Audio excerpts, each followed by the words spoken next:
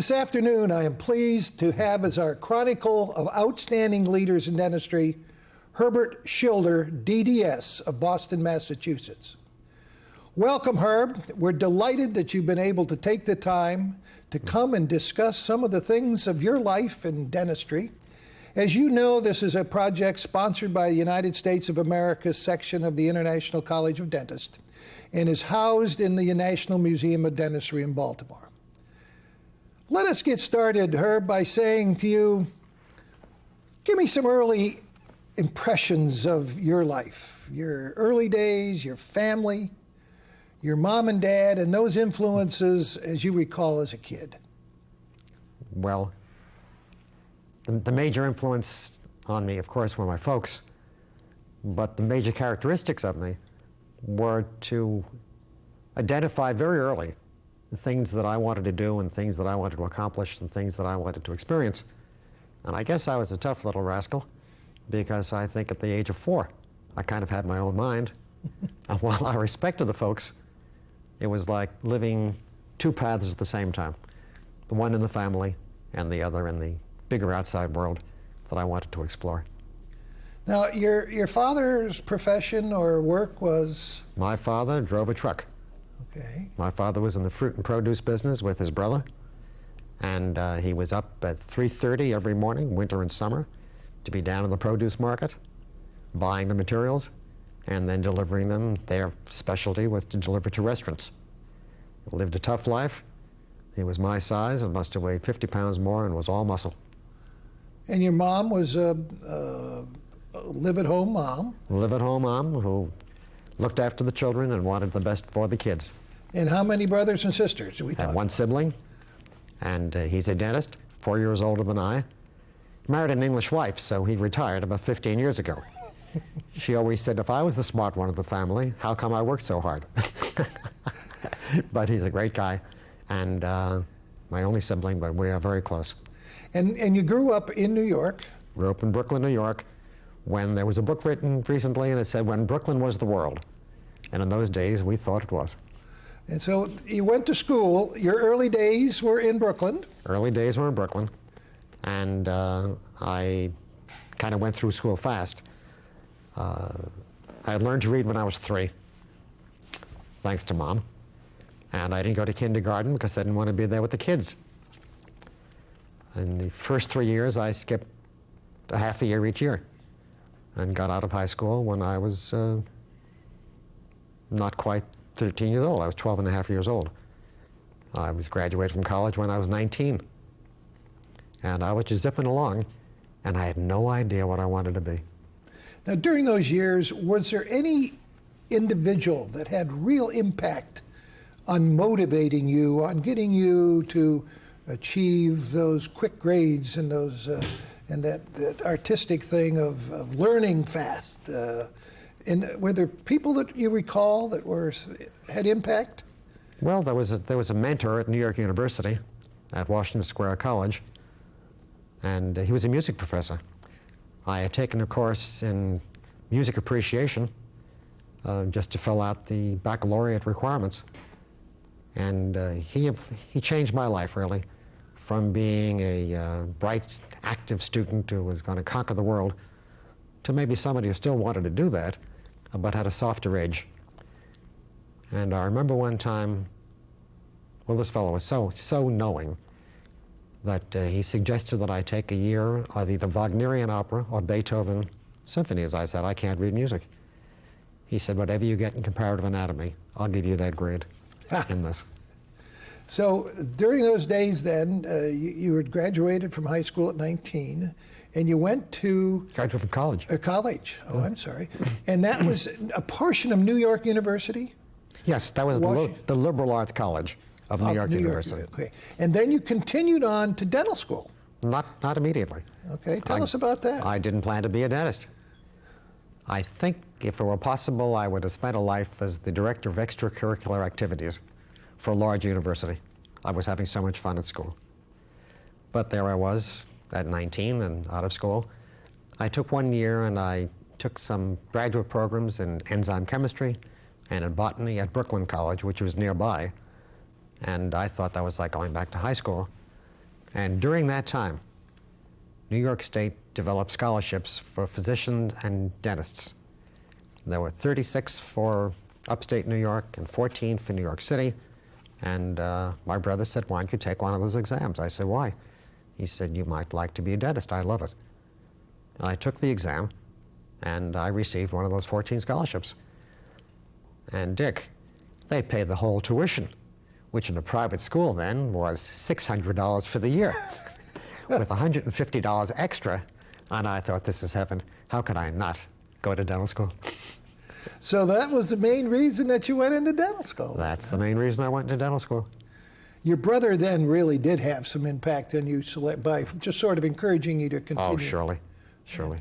And was he also practiced, where did your brother practice? My brother practiced in Manhattan at 157 West 57th Street, had a very fine practice, but it's a huge building with 500 professional people, and I early on said, I am never going to practice in New York City. So he did teach you that. Now, think back to those days of dental school, Herb, and give me some impressions of your early days in dental school, how you felt about dentistry as a profession, as school as an institution, and where you fit into that. Well, as you can imagine, I was a very serious student at all times. Not that I wasn't president of the class and president of this and president of everything else, but there was a serious side to me, a very serious side to me.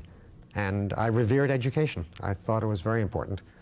I felt I never took a course that I didn't learn something from, be it at the college or at the dental school. And I just towed to the line and found it was going easily. And I discovered this was nice and comfortable for me, and I began to wonder what I would do as a full-time career. And that's where endodontics began to pop in. Don't forget, it was not a recognized specialty in those days, and very few endodontists were specialists. Some of the biggest names, as we may talk about later, were never specialists. They never limited their practices to endodontics. And I began questioning people in the endodontic department who were not endodontists, but general dentists interested in endodontics. And they told me, it's a nice thought, kid, but you can't make a living doing it. So dental school was an enjoyable time for you, would you say that? Oh, sure it was. And the associations you still... In a physiology class, while we were putting to sleep some huge tortoise, somebody on the other side of that tortoise asked if I would like to go on a blind date that Saturday night. That's how I met Joan, and my wife. I think that's a wonderful story, and that's something that I did not know.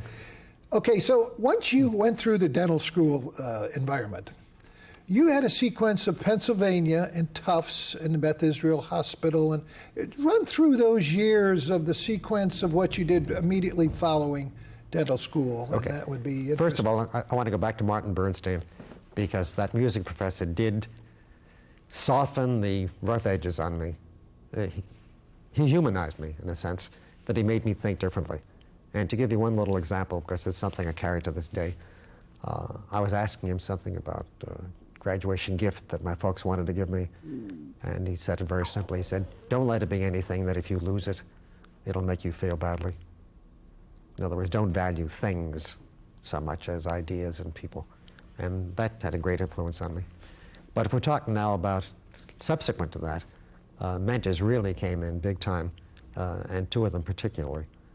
One was Dr. Louis I. Grossman, who at that time was probably the most famous endodontist in the world, and held forth at the University of Pennsylvania, as you know. And the other was Henry Goldman, the periodontist for whom the school in Boston is now named. And these two people had a huge influence on me. A friend of mine had been taking a residency with Henry at the Beth Israel Hospital, where Henry had at that time the largest dental department in the world. And I went up to meet Dr. Goldman, and I announced that I was doing endodontics. I was a self-declared endodontist at the Aberdeen Proving Grounds in Maryland, and I wanted to be his endodontist. And he looked at me like I wasn't there and said, who are you to make this declaration? And I told him, and he said, do you have boards? And I said, well, Dr. Goldman, there are no boards in endodontics. And he looked right through me and said, but there are going to be. I'm on a committee studying the subject. And the last thing he said is, "Do you know Dr. Grossman?" I said, "Yes." He said, "Does Dr. Grossman know you?" I said, "No." And the interview terminated in 5 minutes when he said, "When Dr. Grossman says you can be my endodontist in Boston, you come back, you'll be my endodontist in Boston," and dismissed me. So I got in my car with Joan and drove down to the University of Pennsylvania the next day on the way back to Aberdeen. I knocked on Grossman's door and said, "Goldman sent me." And from that meeting with Grossman, he started me in a series of continuing education courses that he was getting to be famous for at the University of Pennsylvania. And every time I had some leave time, I'd scrape that time together and go and take the courses with Lou Grossman. One of those courses was interesting because it was a 2-week course, and on the second Tuesday, Joan began to have contractions for our first son. And I was very nice. I stayed with her that day, but at 7 o'clock the next morning, I was back in Philadelphia with that course with Lou. And Lou became my mentor in a sense, and continued that way. And to the day he died, Joan was very friendly with MMA, and we were closely bound together. But there was Henry still out there in Boston, and when I finished with the Army, they arranged a teaching research fellowship for me at Temple University, which I took for a year, while I was waiting for Henry to call me to Boston. When would I be all right? And I recall one time Henry came down, it was about a year later, and we were walking through that cavernous clinic, as you may remember, at the University of Pennsylvania. And I said, "I think he forgot me." And just as suddenly as he dismissed me a year earlier, he took me into a classroom, drew the outline of a building. He said, "This is Beacon Street, and this is Bay State Road, and you'll be practicing here." I said, "Excuse me?" He said, "You'll be practicing here." And I said, "What if I don't like it?" He said, "You're going to like it." The upshot of this was I went to that building. I rented the space that he suggested. But before that, he had dentists waiting with patients for me. I could see them in his office. No rent, nothing of the sort. He wouldn't accept anything except the fact that I would be there. And he projected me into something I wasn't. Maybe it would be something I'd want to be when I grew up. But he projected me in a way, not only with the dental community, but with the patients. The creme de la creme. Bay State Road then was like Hawley Street in London. And I was the youngest person in the building by at least 25 years, the only one without a Harvard degree. But suddenly I was a member of this community, and that's really my being projected at a very early age, mid-20s, into a career that people had really put into my hands. It was for me to carry it or to drop it. But I guess I worked hard and carried it. So then Dr. Goldman called you. And he had me there, right? And he had you in Boston already. Yeah. And through that sequence, when you joined him, I know that there were many positions that you assumed with him. Sequence those for us so we get the picture of you starting continuing education and through that right. program. Let me review the history of the school. That'd be great. Because it's a strange history for a school. At that time, it was the first dental school since, I guess, the war that was established. And it wasn't established as a normal dental school. What year are we talking about, Herb? We are talking, I arrived in Boston in 1956. Okay. And Henry was collecting a faculty of practitioners who would give about a day a week at the Beth Israel Hospital. And he was giving CE courses in a variety of subjects. And he wanted them all covered well. We had no idea why he was collecting us there. So in 1956, I had the teaching bug, and I was teaching on Friday afternoons at Tufts without salary. I just take my front surface mirror and go down to Tufts and look in a few cases, and began my teaching career there. I did that for 3 years. Now, in 1959, Henry, who was a tremendous fundraiser and taught me some skills about that, which have served me very well in my career. Henry was a great fundraiser. He had talked to people at Boston University into establishing a department of stomatology, mouth medicine, in the Department of General Surgery at the medical center at Boston University. And we went down there in dilapidated quarters, dilapidated, the basement of a pre-Civil War building. And Henry started the school in there. 2 old, dumpy brownstones. We would give lectures, it would be like a Dickens story with snow coming in through broken window panes. And we started a school that had 8 recognized specialties of dentistry, all 8 of them, including public health, started it without a dental school. We didn't know that Henry was planning the dental school soon. And there we functioned. I had a board-certified program in endodontics before the specialty of endodontics was approved. And all the others were certified as well. So we're going back to 1959 when we went over to BU. And in 1962, we talked the university into giving him a piece of ground. In 1963, we started the Goldman School of, no, Henry's name was attached to it later. At that time, it was not the Goldman School. He wouldn't have put up with such a titling of it. But he started the Boston University School of Graduate Dentistry, a dental school without pre-doctoral students.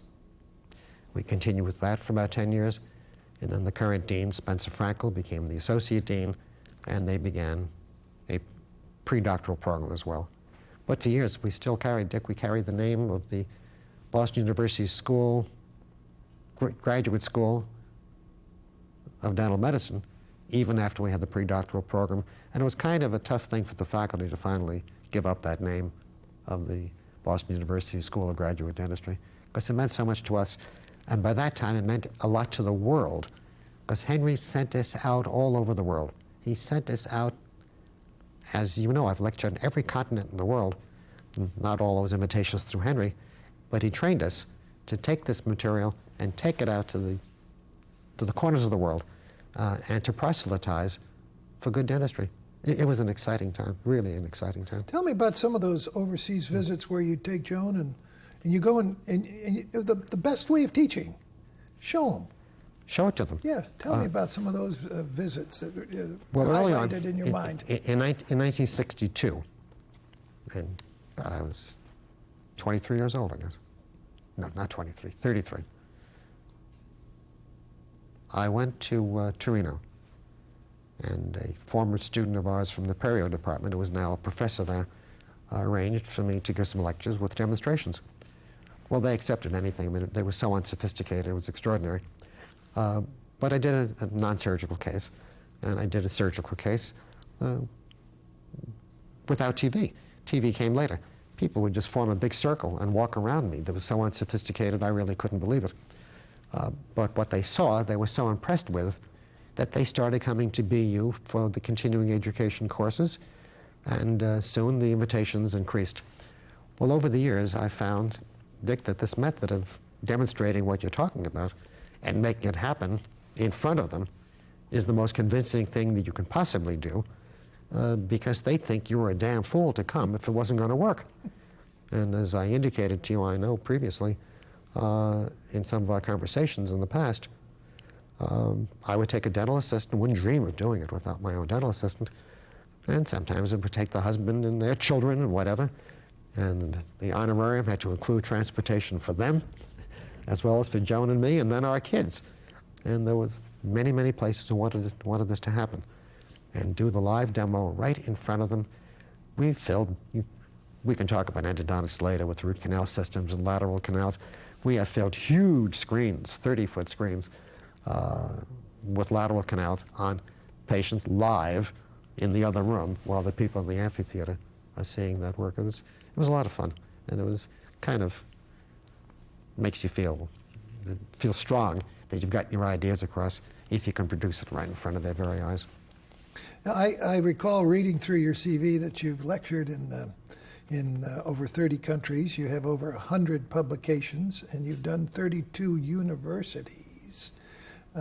which is quite a record. That's pretty busy stuff, but knowing you, you're a pretty busy guy. Now, let's just, you said an honorarium must be included for Joan and the kids. Let me hear about that. Let me hear about the kids and Joan a little bit here. Let me hear family life that has helped make Herb Schilder that we know today. Well, you've just seen a little of Joan and me together, so you know what the relationship is. It is symbiotic, and we are tied together somehow spiritually, that without thinking about the spirituality of it. But in a reality that there's nothing that I do that isn't dependent upon her, which I'm very happy to say. And we work as a unit. So when I started having the trips overseas, we would get somebody to stay with the kids, and Joan didn't care for that too much. But from the time the kids, maybe when the older one was 7 and the younger one was 4, or maybe 3 and 6, we took them overseas. We took them to Rome, we took them to Bogota, we took them wherever I was going, and the sponsors were willing to do this. So the kids have seen a lot, and we've done a lot as a family. And where are the children now? Or where are they? Well, one of them is an archivist for the American Jewish Historical Society. Okay. And he gathers material on interesting people, Jews in America. This has nothing to do with theology. This has nothing to do with anything but what has happened to Jews in America. And of course, they've been here since the 1500s, coming up from Brazil by way of Spain after the Inquisition. But in any event, one of the things that he does is to prepare biographies of people who might be interesting, and then they're published. And at the present time, he's researching a Dr. Gonzalez. Dr. Gonzalez was a dentist somewhere in the South. He has all the statistics on it, who apparently received an honorary degree from the University of Maryland. He's working on that at the present time. So he's an archivist and loves it. He was big in family genealogy, and from that he got into the other job, this job. Now, the younger son, he's kind of specialized in marathon running. He's not good enough to make a living at it. So he's a lovable guy.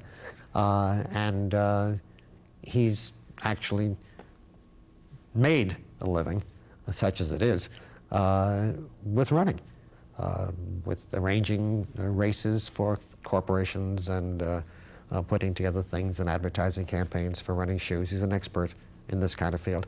And he loves it, and we should get used to it. And I guess we have. But he's a marathon aficionado. I can't complain too much because he ran his first Boston Marathon when he was 15, and I've run the Boston Marathon 25 times. Didn't finish too many times, but nevertheless, I've run the Boston Marathon all that time.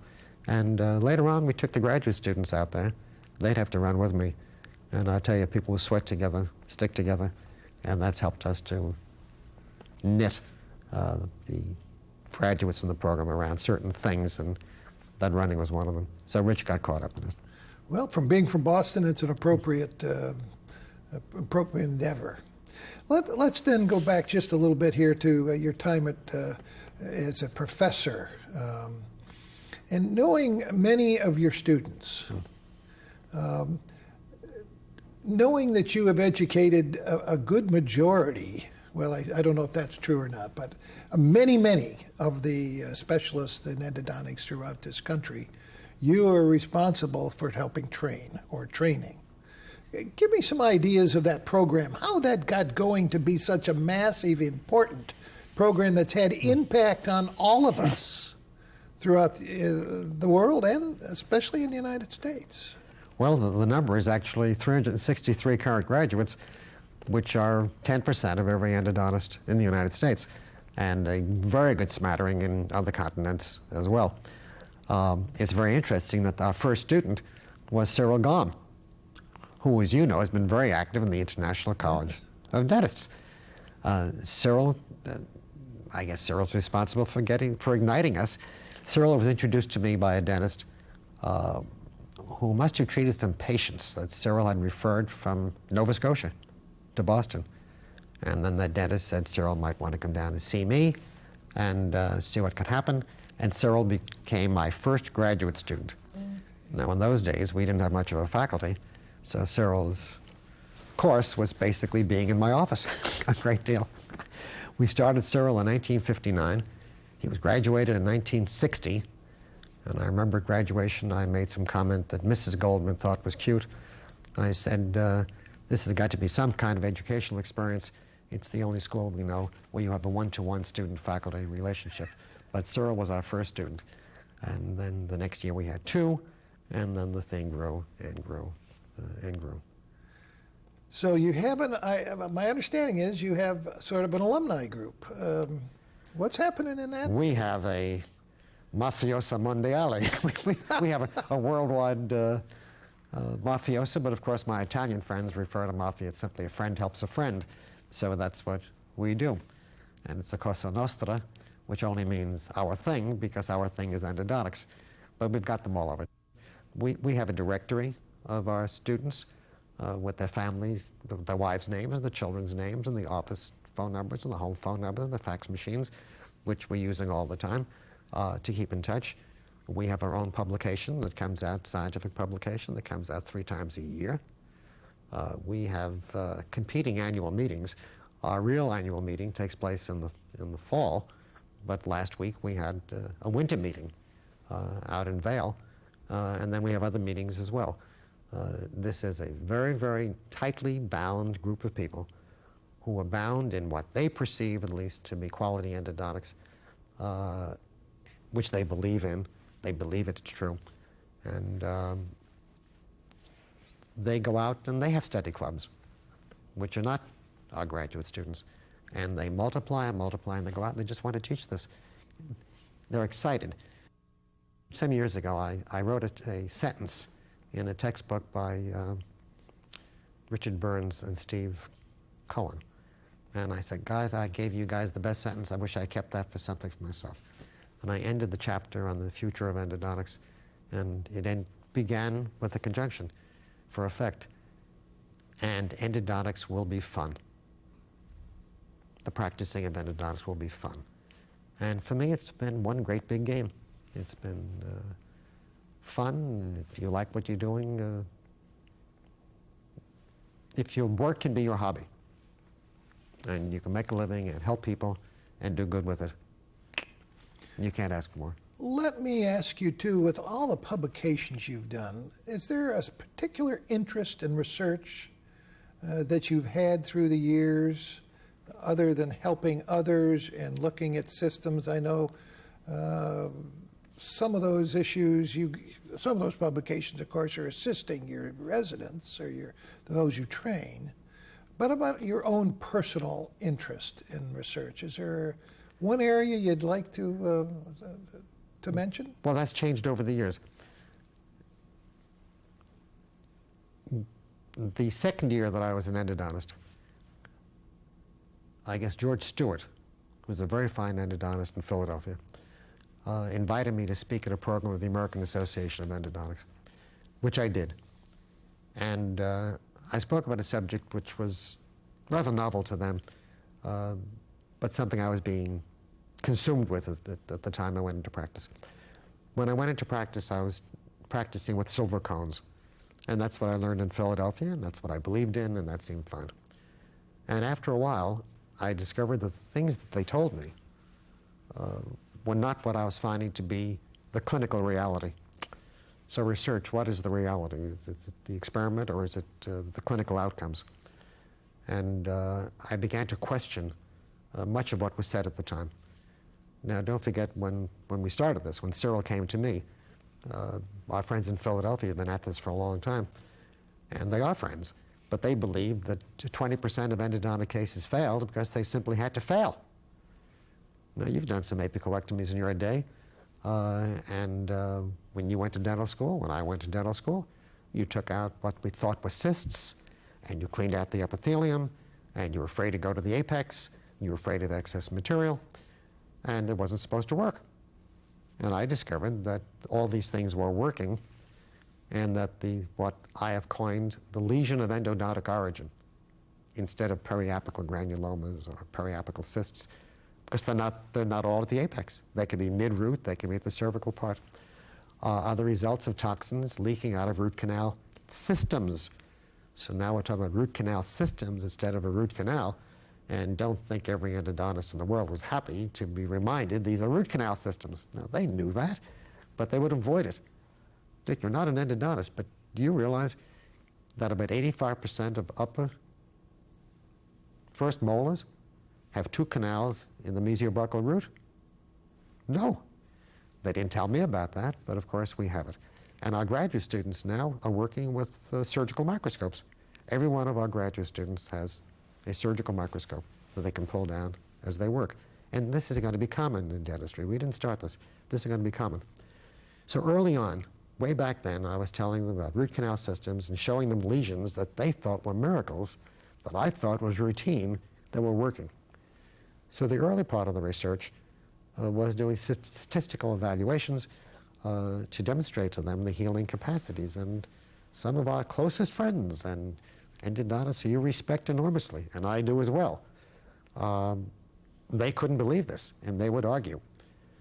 There's the Dr. I.B. Bender, and I know you know him, and I think it was his 80th birthday after he spoke in Boston, and he went back. He has Parkinson's, but it doesn't seem to affect his writing. It shakes, but it goes across the line beautifully. And he had a little note and said, Herb, he said, now that I'm growing up, and I hope that you're beginning to grow up, can we be friends? He said, I think I agreed with you all the time, but it was so much fun arguing with you. So the early research was just convincing people of what was going on in a clinical way. A Dr. Maslow, Maury Maslow, was a very famous person in dentistry. You may know him. He indicated to me once, he said, gee, you should have been a scientist. And I said, Maury, I am a scientist. I'm a clinical scientist. So we started out with clinical activities. As times went along and we knew the lesions healed, I became more interested in materials. So we got involved in things we might talk about later or whenever you like. The vertical compaction of warm gutta-percha technique, where we warm the gutta-percha and instead of pressing it in laterally, which most people were doing then, press it vertically, like taking pizza dough and filling a form, shepherding the material in, and watching the lateral canals get filled and be gratified by it. So we began to talk about warm gutta-percha, and these were things, none of which I woke up one day and said, gee, I've got a great idea, I think I'll do this. They just evolved. So there was the evolution of this, and then for maybe 20 years, the running contestation between my good friends who knew damn well that it worked, but weren't prepared to give up what they were doing, and for me to find words that would bring them in and not frighten them away. I believe that the healing potential for every lesion of endodontic origin is 100%. So when I would say that, the audiences would feel, gee whiz, now do I have to go out and get that? They didn't like that. It put a burden on them. Well, the potential is 100%, but that means you have to do certain things. And in this clinical research, we found out you have to clean out the root canal systems. So the bugs in the bone amount to nothing if you clean out the bugs in the root canal systems. So then we had to devise different ways how to clean and shape root canals. It used to be instrumentation. Now it's cleaning and shaping. And I've been thrilled to see these words accepted around the world, but I had to change from threatening the audiences, which I never meant to do, by saying you're going to go home and they're all going to work this way. No, if you do what you're supposed to do, they're all going to work that way.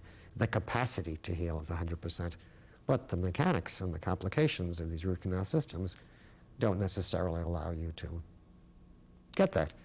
But the harder you try, the more conscientious you are, the closer you're going to come to the 100% healing.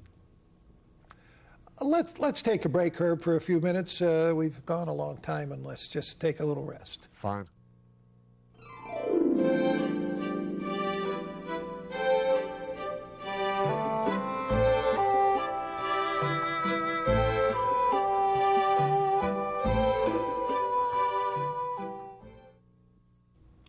Herb, I know we've talked pretty much about your education and let's go in. I know you've been extremely active in dental organizations. Let me just ask you, I know you were elected first vice president of the American Dental Association. Tell me about some of those relationships. You were House of Delegates representative for Massachusetts for many years in Mass. Tell me a little bit about your activity in all these organizations that have had impact on dentistry. Well, a little while ago, I indicated to you that this is sort of a game. And just about everything I do, I take as sort of a game, an entertaining activity of serious import, perhaps. But it takes me away from the practice and takes me away from other things and gets me involved in what basically are the fundamental things that make things work. Somebody comes up with a scientific invention, that doesn't necessarily mean it's going to succeed. You have to convince people. The social scene must be ready to receive it. Otherwise, they're not going to want to receive it. So I've always been very people-oriented and enjoy doing these things. Now, I indicated to you before that when I got out of college at 19 and didn't have a clue as to what I wanted to do, I thought I might like to. Maybe I'm fantasizing now what it was like, but I really think I would have preferred to keep doing that for the next 20 years, being president of the class and whatever, and just do all these multiple activities. So I've been into things for a long time. I like to size up the social issues because that's where I think progress takes place. I have friends who are major businessmen, and what's your greatest talent? Well, the balance sheets. No, it isn't. You're a good psychologist.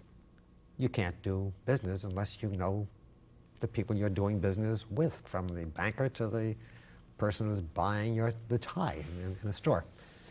So I'm very much interested in these processes and how you can affect people's behavior by affecting change in them in terms of how they see the things that are really important in their lives anyway, and not the things that are stewing them up that have very little relevance.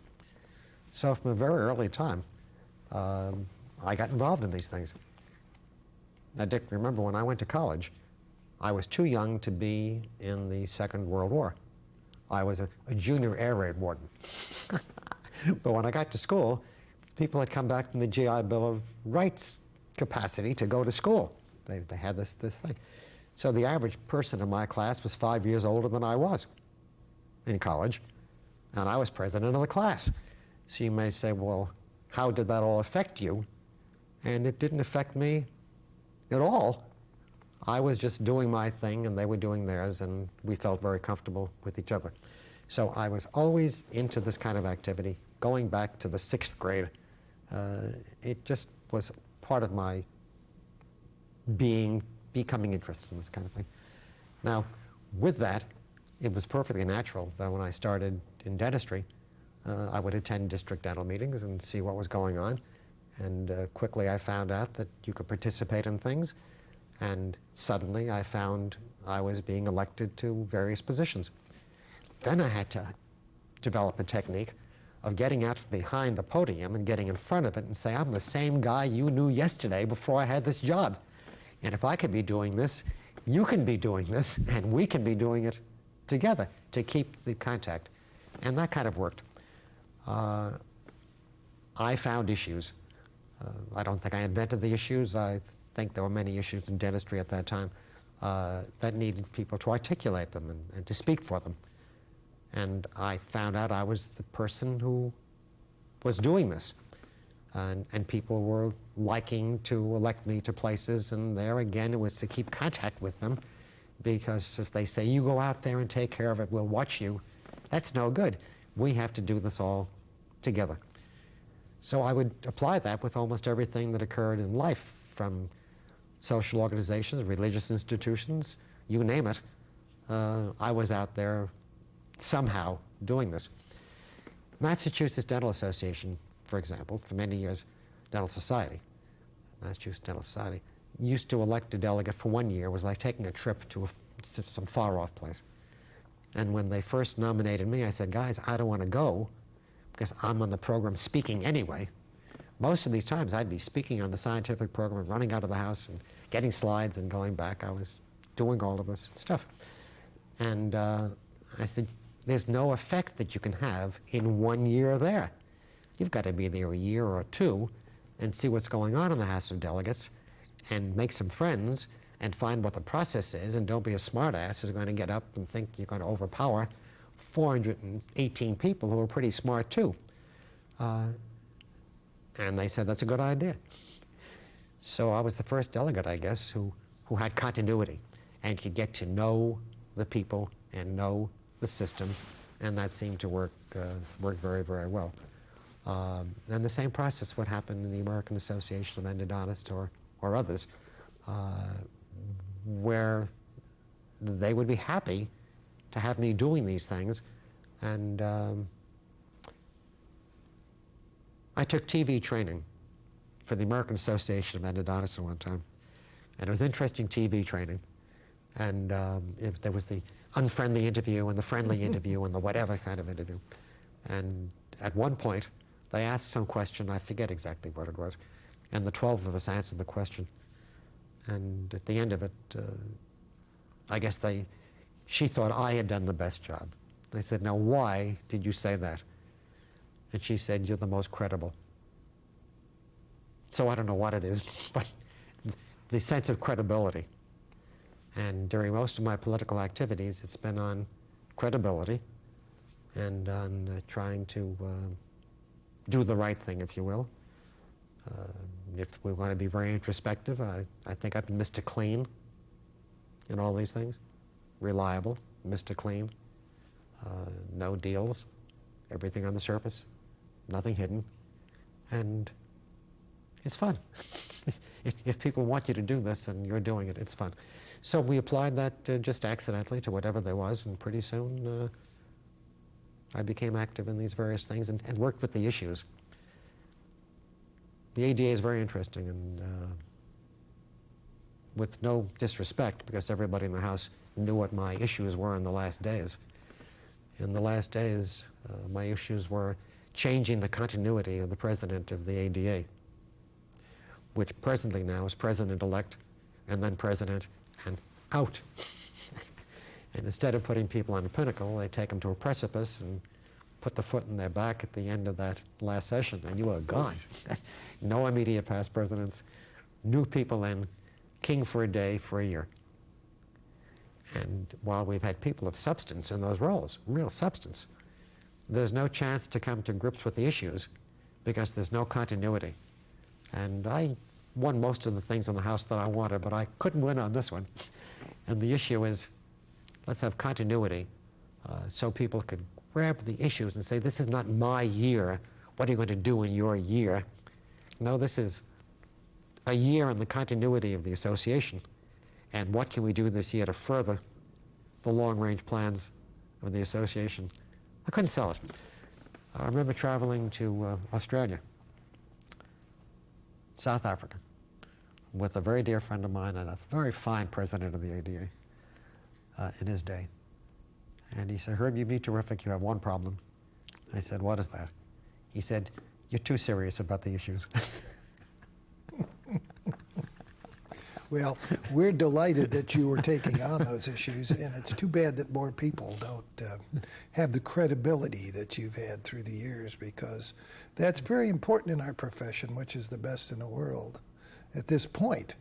Now, let me ask you also, I know you've served on the American Board of Endodontics. Yes, I have. And is there anything that you'd like to, I'm not very familiar with boards because I'm a general dentist, but how does that function, and when did it start? Well, endodontics was the last specialty, I guess, until, did we accept radiology at the last House of Delegates meeting? I don't think so, not yet. Not yet. Not yet. So we are the last specialty to be recognized by the ADA. Organized, probably incorporated in Illinois in about 1959, but had understandings with the ADA they were not going to give examinations until the House of Delegates accepted endodontics as a specialty. Now, to go back into those days, Dick, when I went into endodontics, there were, I think, 50 endodontists in the United States. And the big names that we know, and the leaders and the teachers, were not full-time endodontists. Lou Grossman never limited his practice to endodontics. Ralph Sommer at the University of Michigan, who was a pillar of endodontics, never limited his practice to endodontics. Darrell Ostrander, who was a great endodontist and president of the ADA as well, never limited his practice to endodontics. They were doing general dentistry to make a living because people couldn't make a living doing endodontics. So there were about 50 people who had limited themselves, and some of them were well known and some of them were not. But that's all there were at that time. I'm embarrassed to say that I was a full professor at Boston University before Lou Grossman was a full professor at the University of Pennsylvania, because that's how little they valued this prize person who literally was the shining light of endodontics in his generation and the generation to follow. So in 1965, the House of Delegates of the ADA finally approved endodontics as a specialty, and that's the first time we gave board examinations, and technically it measures from that. But we've talked about other endodontists and friends of yours who limited their practices after I limited to mine, and they're 15 years older than I, and some didn't limit at all. So the growth has been meteoric. Once it became organized as a specialty, the schools began to develop really good programs, increasing in quality all the time and continuing to increase in quality now. And we are not the smallest by any means. We're about mid-size in terms of the number of people certified by the American Board of Endodontics. Maxillofacial surgery and orthodontics, which have been around much longer, have much larger groups. But nevertheless, we have the same requirements and the same types of examinations. And it's a thriving activity at the present time. And it was fun to be there in the relatively early stages. Now, talking of the early stages, where will endodontics be, in your opinion, in the year 2015 or 2020? You're the futurist. You know how to think out of the box. Where are we going, Herb? Endodontics specifically, or yes, dentistry in general, or which? All the above. All the above. Let's go to dentistry first. Dentistry's had a major change in terms of the material has to be learned, new technology, new dental students, struggles of the cost of private dental education. Even state schools are now charging fees, and some considerable. There are dental students who leave school literally $100,000, $150,000 in debt. Lots of graduate programs have tuitions of $30,000 a year. And the students are ending up with certain financial issues they have to deal with as they get out. Managed care is with us, and managed care is not going to go away. We're going to have to do the best we can with managed care, because there's no way that organized dentistry can speak against it as an institution if members of the association are practicing in these environments because they like it or because of need. So a lot of the students who graduate today tend to be have a problem in their lives, and they don't know whether to go to work for a large group of general dentists, possibly for cut-rate dentistry, or whether they dare to take the loans to open up a practice of their own. I think the future is going to have a cross between those who are willing to take the risk and have the rewards, and those who may be into this kind of working mode for the rest of their lives. Now, you can make a living doing that. And even though few endodontists do that, there are endodontists who make very comfortable livings visiting one office one day of the week and another office another day of the week. And I don't think it's a preferred mode of most endodontists, but these people don't have the burden and they're willing to do that. Now, that's the most optimistic way to view this issue. A more pessimistic way to view the issue is that for some of them it's very difficult to work their way out of debt. And some of them are as much debt when they finish school as you or I would think there was money in the world. You know, we'd cut our throats if we had to deal with that kind of debt. And how they deal with that is going to be an issue. for the public they serve and for the profession, and what kind of motivation they will have if that is their sole form of practice. So I see a conflict that we're just going to have to work out. We're going to have to work this out, organized dentistry, working in concert with everyone else, to try to make these people, many of them don't join the ADA. When they get in that mode, they don't feel they can afford the dues. They surely can, but they don't feel that they can. They feel that they can't. So we're developing a problem for the American Dental Association, which you know about as well as I do, Dick, of declining percentage of the market. The American Medical Association has had less than 50% for ages because so many people belong to the specialty groups, they don't feel they need Mother AMA. But the American Dental Association has been stronger because if you pay your dues, you do want to have your say. So we're going to have to be very careful how to get these people all together. Also, we have different ethnic groups that are coming through, very different ethnic groups. For many schools, the Oriental students are the prize students. They want to get the people from the Orient, first recently arrived or first generation. They seem to respect education and they seem to pay the fees, whether they're state schools or whether they're private schools, and they're very good students, but their outlook on the American Dental Association has to be nourished very early in their careers because in California, I believe there are Philippine dental associations of American dentists or Korean associations of American dentists.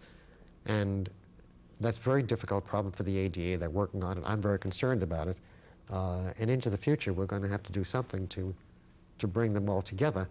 So when John Zapp and others come to speak before Congress, they're really speaking for organized dentistry and not for, my word, a minority, or if not a minority, a shrinking majority. That's a very important issue.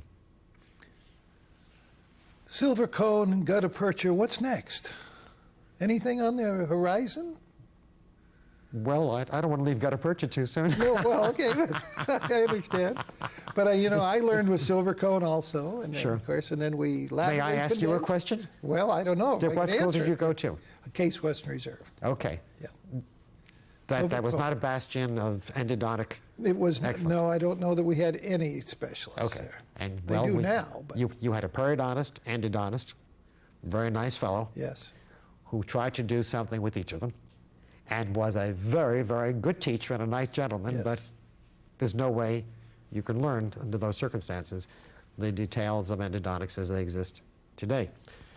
So silver cones are basically gone. They're basically gone. And for most part, it's gutta percha.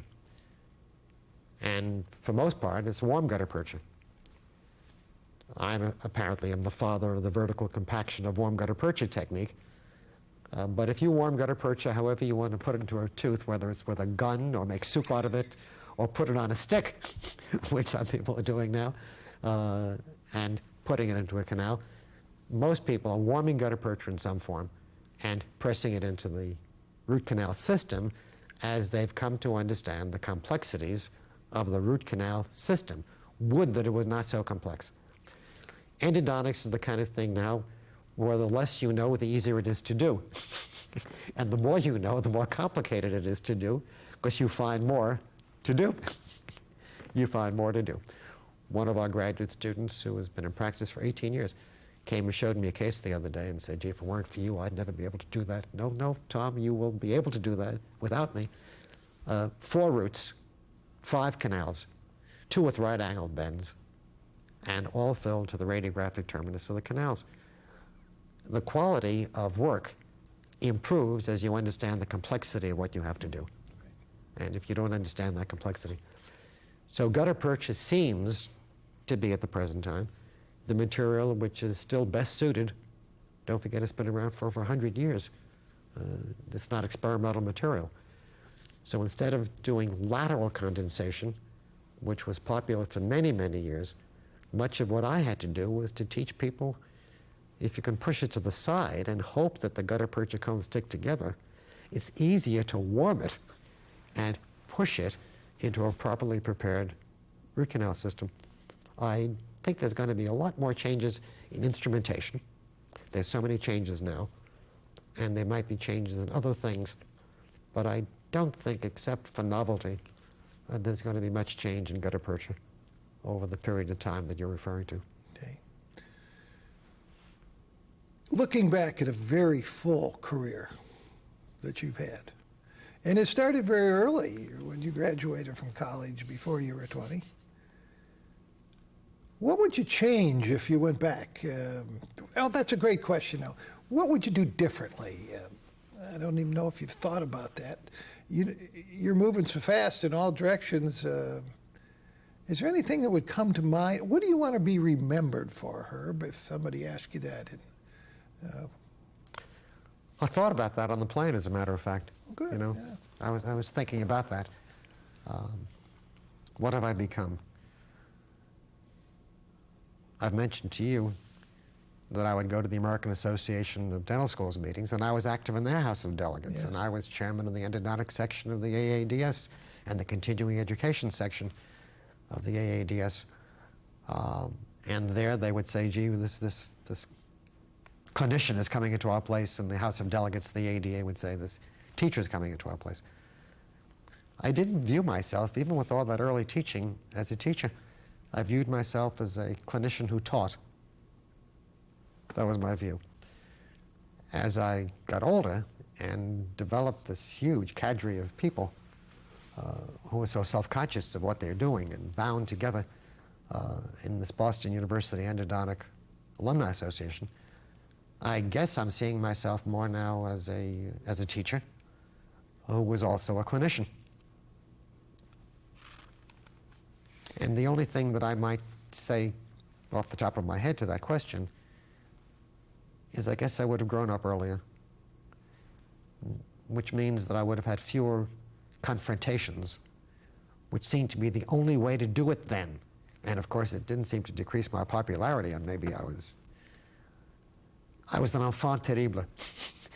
In those days, they didn't know what to do with me, but they kept coming back to the lectures all the time. They didn't want to do it because they thought it was complicated, but they came back to the lectures all the time. And I'm a decent communicator. I think if I could have communicated this better and in a less challenging way. But then again, I'm not sure it would have succeeded if I did that. I would guess you would have, because you've succeeded at everything else. Now, what do you still, you've done most things in endodontics, you've done most things in dentistry and in education. What do you still want to do? I know you're working to pass on the virtues of the school, to improve. I know you're working in foundation work for the Yes. endodontics, plus your own university. What still remains to be done in that area for you? Well, let's go back to one of my prime mentors between Lou and Henry Goldman. Henry Goldman was a great fundraiser, an enormous fundraiser. And he had the nerve to confront his wealthy patients, which became my wealthy patients. But I couldn't approach them the way Henry would do and just take them to dinner and say, Harry, I need $100,000. And come away with it. Maybe not more often than not, but more often than I was able to believe as I would watch him do this. And he would take me with him sometime, and I would see Henry do this. Now, that is not necessarily the way I raise money, but I probably raise as much money now as Henry had raised. And my perception is you cannot have good education unless you have some money. There's a terrible problem, Dick, terrible problem in getting good dental teachers, because the practice today is so lucrative that people who are teaching here, their students are making more money than they are 3 years out of school. So it's extremely difficult to keep people. Even endodontists, extremely difficult to keep them. So schools have to have more money, and most organizations need more money. And it's okay to talk about money. Now, years ago, when we had only 3 or 4 graduate students, I remember at a meeting of the American Association of Endodontists inviting them to breakfast, and we had eggs Benedict and bacon. Can you imagine me, look at me, eating eggs Benedict and bacon? My God. I'd play with my plate, and they thought the school was paying for that breakfast. Heck no, I was paying for the breakfast. I was investing in developing an alumni association. And we've done that. And in the case of the AAE, which we can talk about because we started a $5 million campaign over a period of 5 years, and we have now pledged for $10 million and $6 million in the till. But let's go back to the school. You can't do anything unless you have money. So without going through the step-by-step stages of it, we have an outside source of income which is greater than my department budget except for salaries. So except for salaries which the school provides, I'm receiving 5 to 6 times my annual budget from alumni. We've established 3 things at the school. The students wanted to name a chair for me, and that was going to cost $1 million at that time. And it took a little while, and we had the $1 million, and now there's $1.5 million in there. The money they send on a regular basis constitutes the opportunity to send young faculty people to meetings and to send students to lectures and to move things around and just do things where the other departments thinks money grows on trees. It doesn't. You treat your students right, and it comes back to you. And treat every student as a potential donor and every person as a family member. My phone rings 6 or 7 times a day from an alumnus. And before I pick it up, Dick, the answer is going to be yes. Only once in a while they're going to ask, how's my health? But the answer is yes, I can call that person. Yes, we'll try to do that for you. Yes, we're going to do that. So we have the source of income. We have dentists in group practices who, when the machine cuts the checks for the doctors, they cut a check for my department. We have a practice out in Arizona. The checks are now at the level of $1,150 a month that come in on a regular basis. We have endodontists who leave their credit card numbers, and we take $150 out of that every month. But it's kind of inspiring, and there's nothing really like it, but the checks simply pour out of the mail, and I'm spending a lot of time thanking people. You may know that Joan and I made a large gift to the university, a very substantial gift to the university, to name the Joan and Herbert Schilder Endodontic Research Laboratory. I wanted her name first, and she made me very happy. She let me do that. And I told the university we'd have $1 million before the year was out. Well, in 11 months, I have the $1 million by getting some alumni to give $50,000 each over a period of 5 years. This is not for everybody, but everybody gives us something. And got these people together, and they agreed to do that, and there's $1 million for a research lab, which has turned the direction of the research that I'm involved in now from direct clinical research to very, very basic science research, to cellular research, to enzyme research. And the students, you'll get a kick out of this since you say you know me and you're getting to know me better. The students are winning so many prizes at the American Association of Endodontists that you think it's fixed. Several years ago, the AAE gave me one of their awards, which I was very happy to receive. Is that the Grossman Award or the Coolidge Award? The Coolidge came first. I know you got them both. And the very next year, they gave the I know you got them both. Now, I'm not the only one to have 2, and Dr. Bender has had 3. He has the Sommer Award as well. But no one had ever received 2 in a row, back to back. And that year, 2 of my students won first prize, one in the essay research reports and one in the poster clinic. And I'll tell you, I was dancing around. I was happier for them having won those awards than for my receiving the 2 awards back to back. This is pure research, things that get published in the journals of cellular biology, things that get published in papers of enzyme chemistry, things that put in medical publications as well, all have influence in bone formation and bone resorption, which have relevance on lesions of endodontic origin. Done in laboratories sponsored by, where most of the sponsorship is from NIH grants of millions of dollars, and our students have access to this And we're into that kind of thing. So if you looked at my more recent papers, you'd find it difficult to read the names you know, Yes. of the titles. And we've gotten into that, and I'm having a ball at this stage, you know, spending more time doing that.